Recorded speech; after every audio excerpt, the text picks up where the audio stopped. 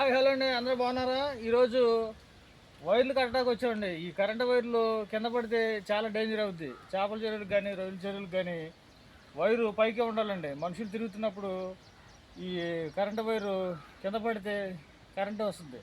Current రావటం వల్ల అది ఇబ్బంది కలుగుద్ది.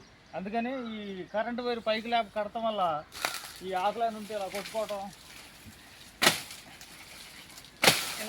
వల్ల మనకి ఫ్రీగా ఉంటుంది. అప్పుడు కరెంట్ వైర్ చక్కగా తీసేసుకొని పైకి కట్టుకోవాలండి. పైకి కట్టుకోవడం వల్ల మీకు ప్రాబ్లం లేకుండా ఉంటుంది.